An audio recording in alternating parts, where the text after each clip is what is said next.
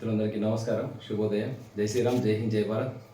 ఈరోజు మనము మన సాంప్రదాయం, మన సంస్కృతి సాంప్రదాయాలకు సంబంధించినటువంటి ఒక విషయం తెలుసుకుందాం.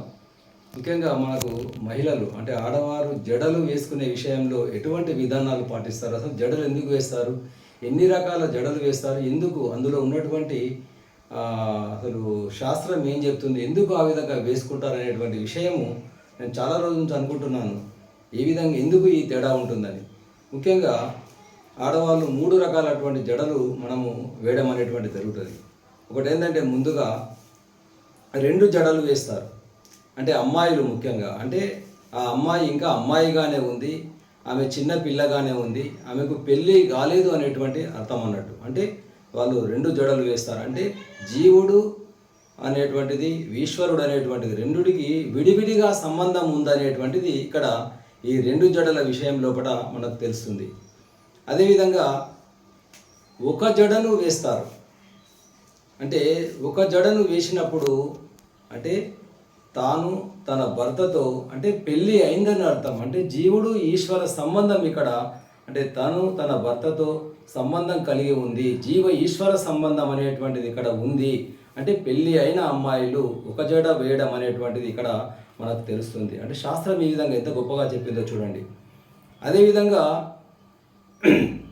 ముడి వేయడం జరుగుతుంది. అంటే కొప్పు వేస్తారు. అంటే తన జడను కొప్పు వేసి వెనుకకు ముడి వేస్తారు. అంటే తనకు ఆ అమ్మాయికి అంటే ఆ మహిళకు పెళ్ళయింది, ఆ స్త్రీకు పెళ్ళయింది, భర్త ఉన్నాడు, సంతానమైంది. అంటే ఈ 3 జరిగినాయి. అంటే జీవ ఈశ్వర ప్రకృతి సంబంధం అనేటువంటిది ఉంది. అంటే జీవుడు ఈశ్వరుడు ప్రకృతి సంబంధంతో మిళితమైనటువంటి ఉంది.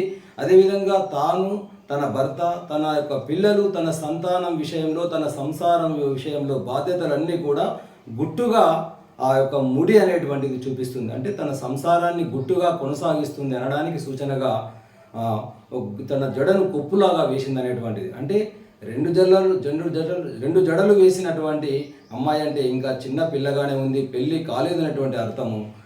ఒకటి జడ వేసిందంటే ఆ అమ్మాయికి పెళ్ళి అయింది, భర్త ఉన్నాడు అనేటువంటిది అర్థము. మరి ఒక కొప్పు వేసిందంటే, జడను కొప్పుగా మలిచిందంటే అది తన యొక్క సంసారం పూర్తిగా బాధ్యత వహించింది, పెళ్ళయింది, భర్త ఉన్నాడు, పిల్లలు ఉన్నారు, తన సంసారాన్ని గుట్టుగా కొనసాగిస్తుందని అర్థము. అదేవిధంగా ఇన్ని రకాల జడలు వేసినా కానీ కొందరు 3 పాయల జడను వేస్తారు. అంటే ఒకే జడలో 3 పాయలు ఉంటాయి, మనం చూడవచ్చు. మరి దానికేమర్థం అన్నప్పుడు దానికి 3 అర్థాలు. అంటే పెళ్ళయింది అంటే తాను, తన భర్త, తన సంతానం అనేటువంటిది 3 అర్థం ఇక్కడ గోచరిస్తుంది. అదేవిధంగా సత్వ రజస్ తమో గుణాలు ఈ 3కి సంకేతము ఈ 3 పాయల జడ. అంటే చూడండి మన దేశం ఎక్కడ ఉంది, మన దేశ సంస్కృతి సంప్రదాయాలు ఎంత గొప్పవి, అమేజింగ్ అంటే అమేజింగ్ ఇటువంటి మన ఆచారాల్లో కనిపిస్తాయి. కాబట్టి మన సంస్కృతికి మనము ఇటువంటి గొప్ప సంస్కృతికి మనం వారసులమై ఉన్నాం. కాబట్టి ఆ సంస్కృతికి మనం జోహార్లు అర్పించాలి. ఈ సంస్కృతి ఈ యొక్క గంగా ప్రవాహంలాగా నిరంతరం ప్రవహించాలని కోరుతూ ఈ చిన్న విషయాన్ని మీ ముందుకు తీసుకురావడం జరిగింది. ఈ వీడియో మీకు నచ్చినట్టయితే 10 మందికి షేర్ చేయండి. ఈ యొక్క ఛానల్ను సబ్స్క్రైబ్ చేయండి. దేశం కోసం, ధర్మం కోసం. జై హింద్.